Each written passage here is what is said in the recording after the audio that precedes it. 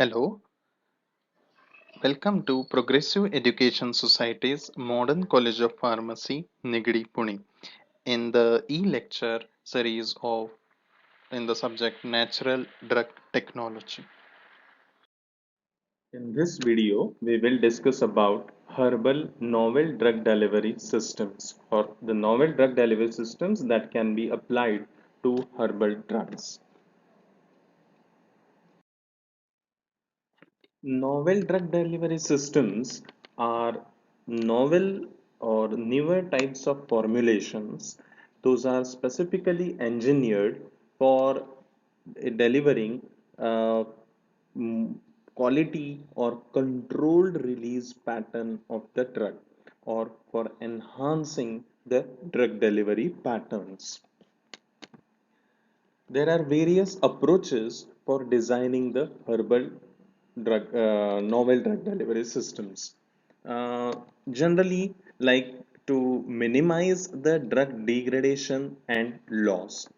As we all know, most of the herbal drugs, those are stable in their intact form. That means as long as they are protected by their natural covering and natural surrounding. Once those are isolated or extracted, their stability is a great issue. So, once after isolation, if we want to focus upon reducing the degradation of the drug, we need to protect the drug by various pH of the body or hormones present in the body as well as various enzymes of the body. For this, we need to protect it with various covers or coatings in order to prevent its degradation. Next, to prevent the harmful side effects, there are chances that herbal drugs can be toxic, can be more, can show more adverse effects. By increasing their potency and hence by decreasing their dose, one can get rid of the harmful side effects by decreasing the interaction with undesired receptors. As drug enters into the body, the drug may bind to most of the receptors wherever it forms its complementary structure. But if we attach certain ligand or certain, if we change its outer shape, then there are chances that we can decrease the interaction with undesired receptors. Few more approaches like to increase the drug bioavailability. Herbal drugs, especially, are bulkier, so they are less absorbed through the gut or through the route of administration. So, in order to increase their bioavailability, we can increase absorption from the route of entry by increasing its half-life, by decreasing the degradation by most of the liver enzymes like cytochrome P450s and all. Besides, there is a targeted drug delivery system approach wherein there are two kinds of targeting. One is called as passive targeting. Passive targeting means here the drug specifically goes and attaches. If we take an example of anti-cancer drugs like vincristine, vinblastine, the drug specifically goes and accumulates into the tumors because most of the tumors they have enhanced vasculature. That means the blood capillary, the rate of blood flow and the amount of blood capillaries are more to a tumorous tissue compared to a normal tissue, and because of this the drug gets immediately accumulated in the tumorous tissue.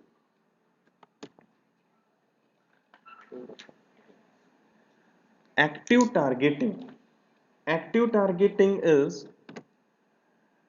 wherein the drug carriers or certain ligands are bound to the drug, wherein because of these ligands the drug goes specifically to the required tissue. That means its surface characteristics are changed. The drug carriers are coated with ligands that are selectively identified by the receptor. According to the receptor structure, complementary structure is created or loaded on the drug. Ligand is loaded on the drug. Since a specific or proper ligand receptor interaction is possible, then this could allow a more precise, that is, more proper targeting of the drug at our site of interest. One more approach is controlled drug delivery. Now, this approach is responsible or generally focused upon by desorption of the surface bound or adsorbed drug. Suppose a drug is loaded or coated on a carrier. In that case, the release of the drug from the carrier is dependent or it can be controlled based upon the change in the pH. The interaction between the drug and the carrier will break, and thereby there is desorption. Desorption means release of the drug from the formulation. Diffusion through carrier matrix. Suppose a chalk like material is there and the drug is loaded inside it, a sponge like material, and the drug is loaded inside that, then the drug slowly comes out of the formulation. Now this slow release of the drug into its surrounding is called as diffusion, and the carrier matrix here is a sponge like material. Now, diffusion from nanocapsules through carrier walls. Now, here the carriers or the material that is used in the formulation has a thin membrane, and the drug is entrapped or the drug is captured within this membrane. As the drug goes at the site of action, it slowly diffuses or permeates through this wall. Next, carrier matrix erosion. Carrier matrix erosion is very similar to a chalk. Suppose it is very analogous to a chalk. If we take a chalk and write on the board, the chalk slowly decreases its size. Now assume a colored chalk wherein a white colored chalk is filled with some color. Let us say pink color. And if we are writing on the board, we get pink color eroded on the board. Now this kind of formulations are called as carrier matrix erosion. The matrix slowly degrades and each of the compartment of the matrix is loaded with the drug. So as the matrix is getting eroded, simultaneously drug is also coming into the surrounding. Few more approaches like sustained or continuous release. Here, due to diffusion of the polymer, this is very similar to control, but the rate of diffusion is extremely slow so that the drug is released into its surrounding for a prolonged time. One more way how you can monitor the sustained release is degradation of the polymer over the time. If we take an example of suppose pH dependent degradation, here the carrier slowly dissolves into a specific pH and thereby releases the drug at a slow rate. Most of the formulations like uh, analgesic formulations like diclofenac, sodium, we get in the market as SR tablet, sustained release tablet, because the patient is in need of continuous and slow release of the drug. This prevents the immediate release and thereby the adverse effects like GI mucosa erosion is prohibited or prevented. One more called as pulsatile drug delivery system. This is an approach wherein it is very similar, or it closely mimics the way by which the body naturally produces hormones such as insulin. That means this is dependent upon negative feedback mechanism. If whenever the body is in need of the insulin, it will secrete. Whenever there is high amount of low amount of glucose level, in that case the insulin will not be released by the beta cells.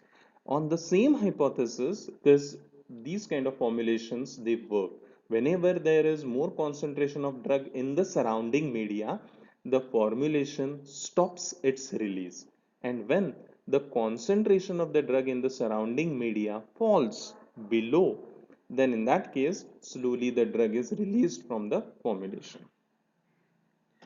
This can also be done by using a drug carrying polymer that responds to specific stimuli, like, for example, exposure to light or changes in the pH or temperature. Usually, the cosmetics are designed in this way. If they are applied to the skin and on exposure to the light, they change their color. So such kind of cosmetics can be used as pulsatile, or most of the time pH dependent is uh, formulations, like or the carrier that degrades in the pH. These kind of formulations are indicated in the treatment of hyperacidity in the GI. One more called as to promote the approach is to promote crossing of the blood-brain barrier. This can be facilitated by making the use of hydrophilicity and lipophilicity of the drug. Remember, the blood-brain barriers are highly lipophilic structure. So, if your drug is to pass this membrane, it has to be slightly lipophilic and slightly hydrophilic. That means if it is completely lipophilic, it will be entrapped into the blood-brain barrier. But we don't want to release the drug in the blood-brain barrier. Instead, it should cross the blood-brain barrier. For that reason, the drug should have hydrophilicity as well. But mere hydrophilicity, that means only hydrophilicity, will not work because it will not be able to cross or enter into the blood-brain barrier.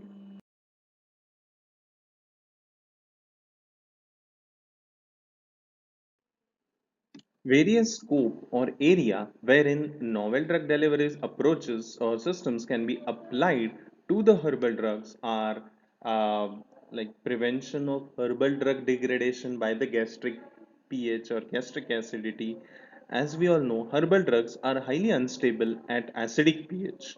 So, one can make use of acid protective coatings to these herbal drugs, or we can alternatively change the route of their administration. Next, prevention of the drug degradation by first pass effect. As far as oral drug delivery is concerned, the first pass effect is a major issue. All the absorbed nutrients and the drugs are carried towards the liver for metabolism, wherein they are changed to various metabolites. Now, these metabolites can sometimes be hyperactive, sometimes can be non active. This can be avoided by preventing the degradation from liver enzymes. That means by coating the drug in such a way that the coat itself is resistant to cytochrome or liver enzymes.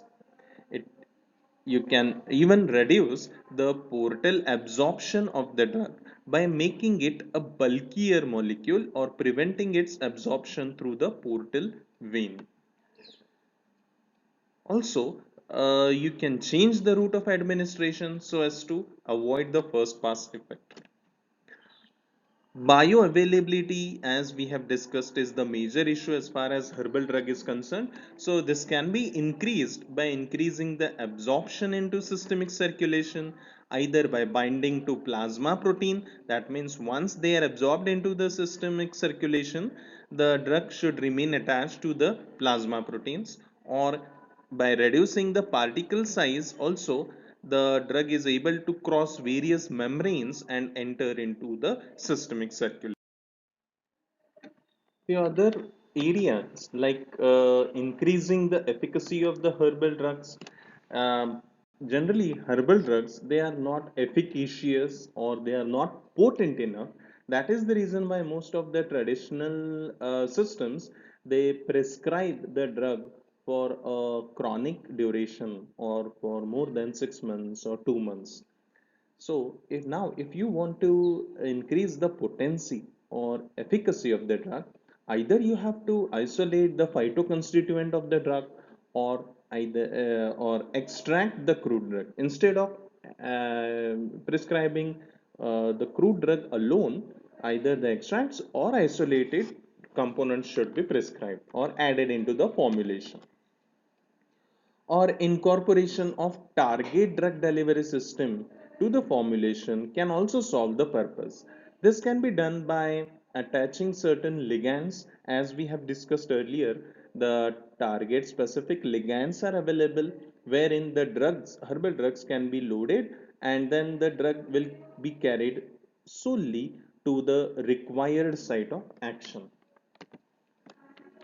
Or one more strategy to increase the efficacy is by prevention of herb drug interaction or herb herb interaction. The herbal drugs, they have wide variety of ways to react with other molecules.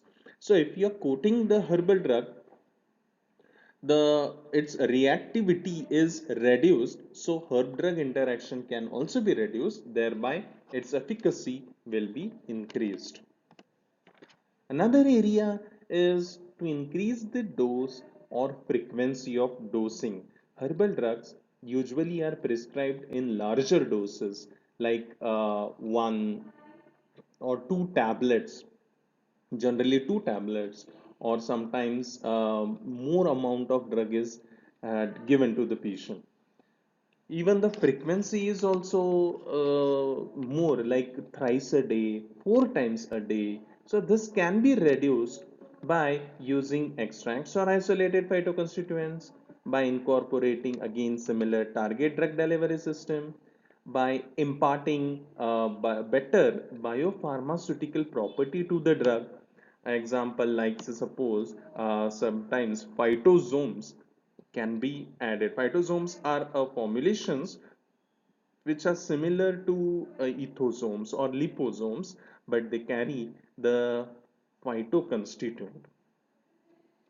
And example for this are Silabum marianum. This is a plant, Silymarin plant, used for the treatment of liver disorder. Then Ginkgo biloba, ginseng. They are loaded with phospholipids and added into the phytosomes. Thereby their frequency is reduced. One more way is involving the herbs through phytosomes in cosmetology. Uh, Cosmetics are the products wherein herbal drugs today are gaining more and more importance. Nano sizing of the herbal drugs can also improve their stability, as the properties of any component changes drastically if it has been reduced to nano. Now we'll just have a look at the various types of novel drug delivery systems. Those have been tried and found good or for the herbal drug delivery systems, like liposomes, then microspheres, these are small balls, then nanoparticles, phytosomes, transperosome, ethosomes. Ethosomes are similar to liposomes, but they carry ethanol.